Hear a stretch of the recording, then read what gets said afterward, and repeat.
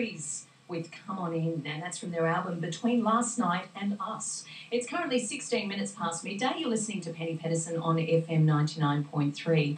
And with me in the studio this morning, I have a fabulous artist. I went to her opening night of her new exhibition last night called Antipodisease, and I was blown away with some of the images that I was able to see there. And joining me is Gabrielle Bates, and she's a popular independent Australian artist. She's very well known for her elaborate illustrations and video art that frame the current climate of social and political affairs. She graduated from the Sydney College of the Arts with honours, and she's been exhibiting her satirical works since 1993. And her previous exhibition, Guns and Brownies, in Melbourne in 2007, a series of propaganda-like paintings of the title subjects, was a sellout hit amongst collectors. She's a long-time fan of May Gibbs, and a lot of people around this area are also fans of May Gibbs. And she's chosen her works, the works of May Gibbs, as a source of inspiration for her latest show. Welcome to the studio, Gab. Hi, Penny. Hello. Thank you so much for last night. I enjoyed your work so much, and so did everybody there. Thank you so much for coming. It was really lovely, and it was great to catch up with some of the fabulous people that you know. It was a great opening. They're pretty funny. Yeah, and you guys kicked on, I believe, had a big night. Yes, we did. So you should be very proud of what you've done. Now tell us, what I might do first is I might play. I actually did something a little bit different that I don't do for my show normally. I went to your exhibition with a microphone in hand, and I asked people what they thought of your work. Exciting. Your friends are very funny. But we'll play it anyway. I'll just put on some music. Oh.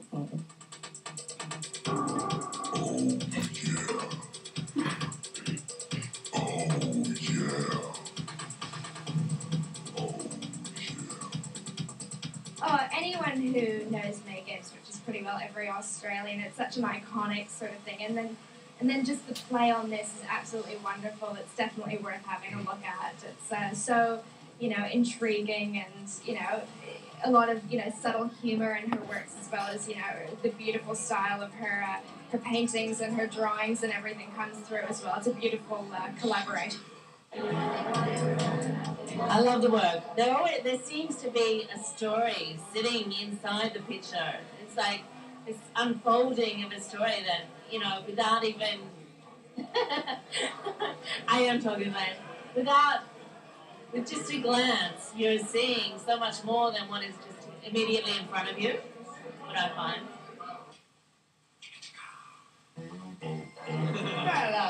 I think Gabrielle here, she's counterpointing the underlying surrealism of the hidden metaphor.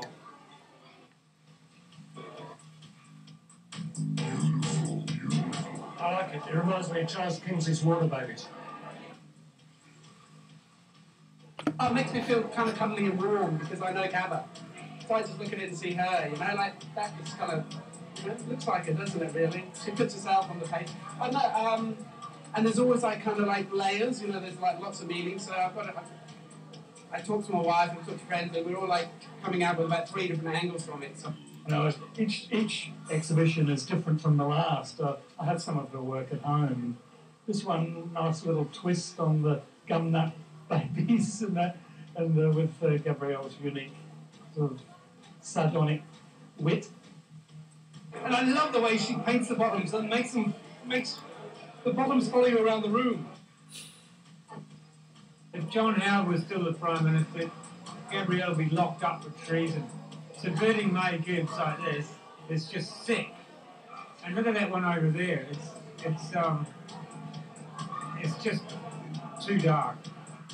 Her works. I love her use of colour and the different stereotypes of young people in translated through into her May Gibbs-like sort of works. It's and the Australian theme is very strong in it. I really want this one because it goes with my doona.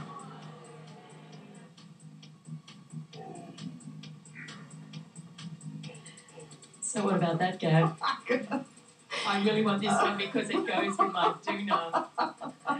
Very nice. Poor Liz, I got very cranky at her because everybody been saying to me, what are you going to wear to the opening? And I said, finally, I just said, just ask me about the work, please. Don't ask me what I'm going to wear. And she got very upset. That's payback. Oh, did she pay back?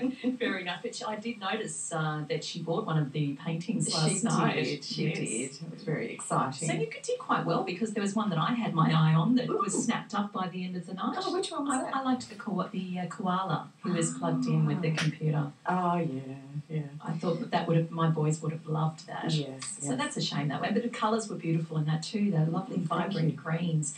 The colours are beautiful in those works. They really are. And you've really captured the same May Gibbs thing, but you've given this great modern twist to it. So tell us, just for the listeners who haven't seen Antipodisease. Hard to say. Easy to look at. Tell them what inspired you to take on May Gibbs, which is such an iconic image for many Australians. Well, look, it's a playful look at contemporary Australia, at youth, and the way in which we interact or don't interact with our environment these days.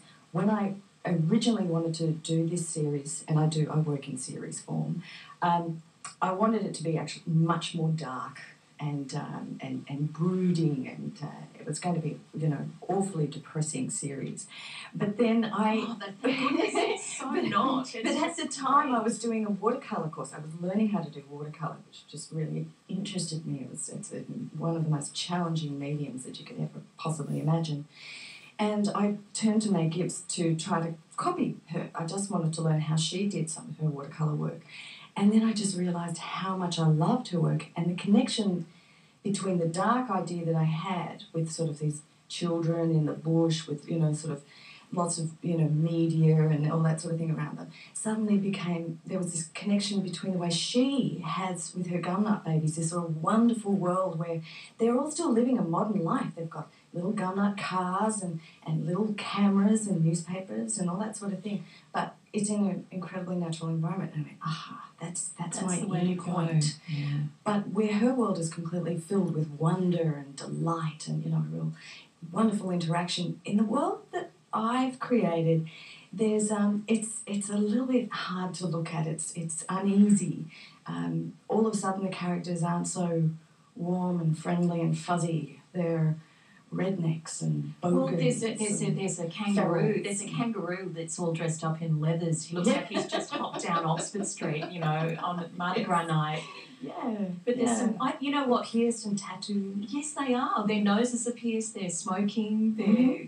They've got their laptop. Someone's passed out drunk if you look closely, and they've shot up all the gum leaves. I know, it's just fantastic. But the one thing that I did note is that from a distance, they still look like your beautiful May Gibbs images, and you go, "Wow, aren't they great?" And it draws you in.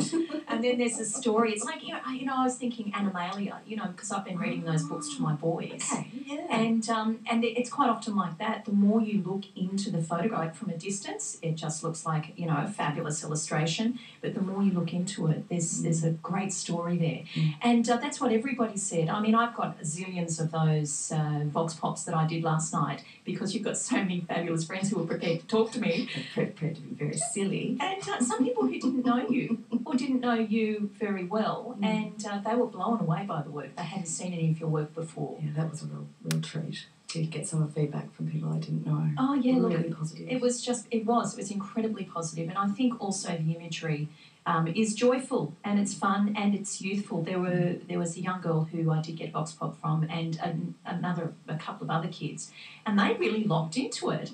So it's very youthful as well. I think it's great, and I encourage everybody to go along. How long is it on for? It's on at the Sheffer Gallery, 38 Landers Street in Darlington, Redfern, until the 17th. So it's only another 2 weeks.